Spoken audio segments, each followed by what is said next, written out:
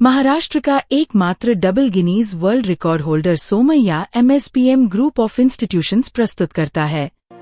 Somaiya institute of nursing MSPM Somaiya group की वजह से अब चंद्रपुर जिले के भद्रावती में बीएससी नर्सिंग का शिक्षण लेना हुआ आसान। कोर्स डिटेल्स 4 वर्ष का नर्सिंग कोर्स प्रति वर्ष एकदम किफायती फीस में उपलब्ध। SC, ST, NT BJ, OBC, minority, SBC, EBC, EWS के लिए स्कॉलरशिप उपलब्ध। लड़कियों के लिए फ्री एजुकेशन। सभी विद्यार्थियों के लिए बस सुविधा और हॉस्टल सुविधा उपलब्ध है। एडमिशन्स के लिए आज ही अप्लाई करें और अपने नर्सिंग करियर की शुरुआत करें। अधिक जानकारी के लिए हमसे संपर्क करें। Somaiya institute of nursing, Shri Krishna Nagar, Sumthana tehsil, Bhadravati district, Chandrapur में इरई नदी गहरीकरण परियोजना में बड़े पैमाने पर अनियमितताओं का मामला सामने आया है। स्थायी समिति की गहरीकरण उप समिति के सदस्य और नगर सेवक प्रदीप उर्फ पप्पू देशमुख ने ठेकेदार और मनपा अधिकारियों पर गंभीर आरोप लगाए हैं। लगातार 3 दिनों तक की गई संयुक्त जांच के दौरान 7 स्थानों पर जमा की गई मिट्टी में से एक स्थान का पूरा ढेर गायब मिला। इस पर अधिकारियों और ठेकेदार ने मिट्टी चोरी होने का दावा किया, जिसे देशमुख ने हास्यास्पद बताते हुए अवैध बिक्री की आशंका जताई है। देशमुख ने आरोप लगाया कि नदी से निकाली गई रेती मिश्रित मिट्टी के निजी ग्राहकों को अवैध रूप से बिक्री की गई। इसके लिए एक QR कोड के माध्यम से ऑनलाइन भुगतान भी लिया जा रहा है। उन्होंने महापौर, स्थायी समिति सभापति और मनपा आयुक्त को संबंधित QR कोड सौंपते हुए कहा कि बिना राजस्व विभाग की अनुमति की मिट्टी बेची गई, जिससे ठेकेदार ने एक ही कार्य से निजी ग्राहकों और मनपा दोनों से आर्थिक लाभ उठाने का प्रयास किया।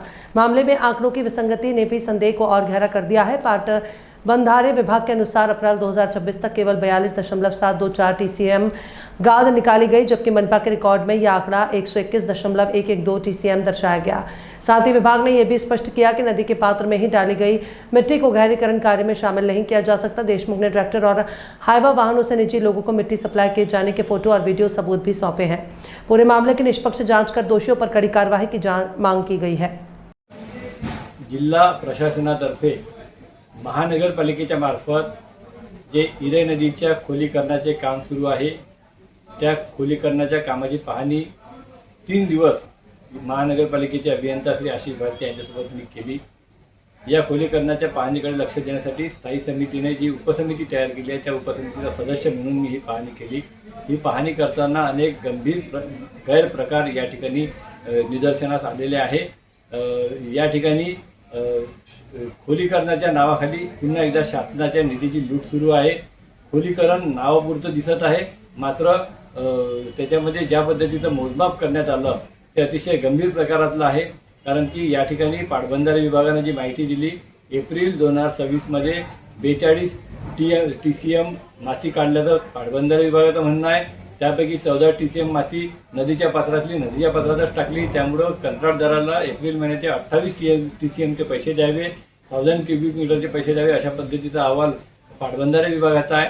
तर दुसरीकडे महानगरपालिका म्हणते की 112 TCM माती काढलेली आहे, 3 पट माती काढलेली आहे, 3 पट जास्त पैसे कंत्राटदाराला द्यावे लागेल। त्याच पद्धतीनं कोणतीही जिल्हा प्रशासनाची परवानगी न घेता सरसकटपणे खासगी हायवा, खासगी JCB लावून या ठिकाणी माती उचलण्यात येत आहे, रेती उचलण्यात येत आहे नदीपात्रातली, त्याचे वेगळे पैसे घेण्यात येत आहे। त्याचे QR कोड सुद्धा आमच्याकडे उपलब्ध आहे। ज्या QR कोडवर कंत्राटदार लोकांकडून पैसे घेतात ते QR कोड आमच्याकडे उपलब्ध आहे। नदीपात्रातली माती नदीपात्रातच टाकणे, खोलीकरण केलं असं दाखवणे, मातीच त्या डम्पिंग यार्डवर नसताना डम्पिंग यार्डवरची अक्षरशः माती गायब झालेली आहे आणि कंत्राटदार म्हणतो की ही माती चोरीला गेलेली आहे। बुडात कंत्राटदाराने ती विकलेली आहे। एकीकडे माती विकून विना परवानगी पैसे घ्यायचे, महानगरपालिकेकडून बिल वसूल करायचे आणि दुसरीकडे अव्वाच्या सव्वा माती उचलल्याचे दाखवायचे। असे गैरप्रकार आम्ही या ठिकाणी निदर्शनास आल्यानंतर ते एका पत्राद्वारे, तक्रारीद्वारे आज माननीय आयुक्त, माननीय महापौर मॅडम आणि माननीय सभापती मॅडम या सर्वांना तसे आम्ही त्या पद्धतीचा अहवाल तयार करून दिलेला आहे। त्या अनुषंगाने कारवाई करण्याची आम्ही या ठिकाणी मागणी केलेली आहे। जनतेच्या हितासाठी, चंद्रपूरकरांच्या हितासाठी, पुरापासून चंद्रपुराचं संरक्षण करण्यासाठी खोलीकरण व्यवस्थित झालं पाहिजे, ही आमची मागणी आहे। जेवढं खोलीकरण कंत्राटदार करणार तेवढेच देयके त्याला द्यावे, ही सुद्धा आमची आग्रही मागणी आहे।